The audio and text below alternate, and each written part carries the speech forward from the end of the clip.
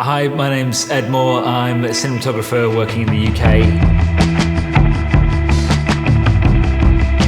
So we're here on the set of Dark Heart, which is a new drama for ITV. So for the last 8 weeks, we've been in production shooting all around London, and the show is a kind of really gritty, gothic crime drama. But I've been kind of doing the bigger TV dramas now for the last 2 or 3 years. I came through theatre lighting and then shooting comedy series, which are very high page count. So I think I probably have a reputation for making things look good relatively quickly, which is what's required a lot in drama. And I guess I'm a bit of a nerdy DP, so the gimbal technology, as it's kind of developed, has been of great interest. Shooting the dramas is a balance between page count and quality. There's always a lot of pages to shoot. You don't have the luxury on a commercial of being able to take several hours over each setup. So it's useful to me to find tools that can do a lot. I'm always looking for technology that will let me get more into the day, and the way the gimbals have got now, it's just become the most valuable tool. So literally on Dark Heart, the A camera has been in this Ronin 2 the entire time. It's either been on a dolly tracking in some way, or even just on sticks, or I've worn it in using a ready rig as sort of a kind of steady cam type effect.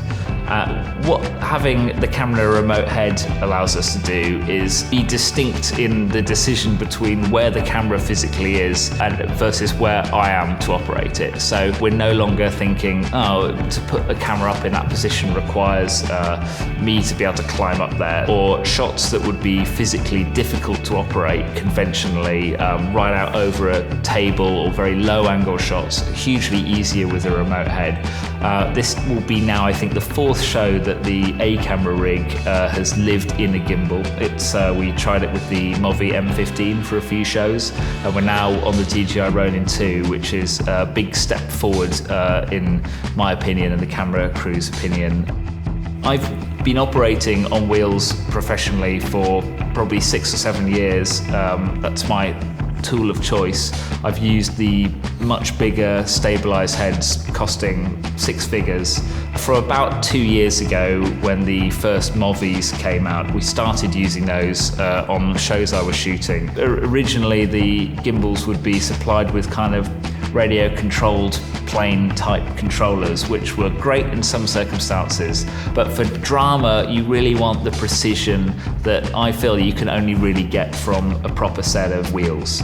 And I think with the Master Wheels, DJI really have produced something that is quite remarkably pretty much the same quality as those incredibly high-end tools. The response of these wheels in terms of being able to whip and stop on a mark is remarkable. It feels very close to being on an actual physical geared head in that respect. So I can be distanced from the camera. I have everything is powered off one battery, so my monitors, my wireless video receiver, everything is in one little package that I can be anywhere on set. And that also means I can be nearer the director, so during a take the director and I can be kind of exchanging looks or planning the next shot. I'm not extricating myself from a dolly or getting halfway across the set to wherever Video Village is.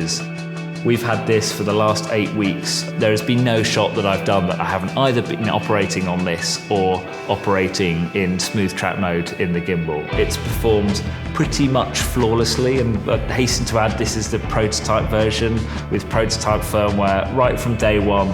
Paired, connected, and we've all noticed that the thought that has gone into the Ronin 2 system and the Master Wheels now has made a huge difference. I mean, if this is only the 2nd version of the Ronin, it just gives me great confidence in the pro side of DJI.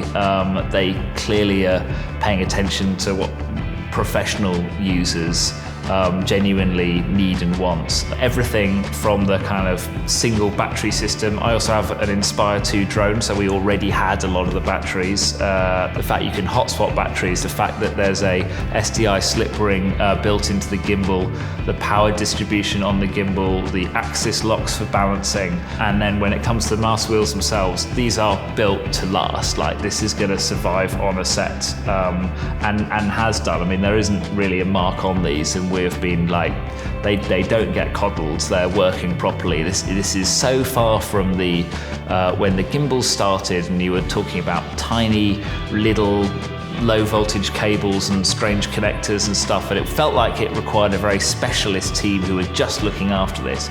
We don't have specialist gimbal technicians on this show. I've just got my regular focus puller loaders and trainees who've just very quickly, this has become part of the standard filming package. It's a truly professional product.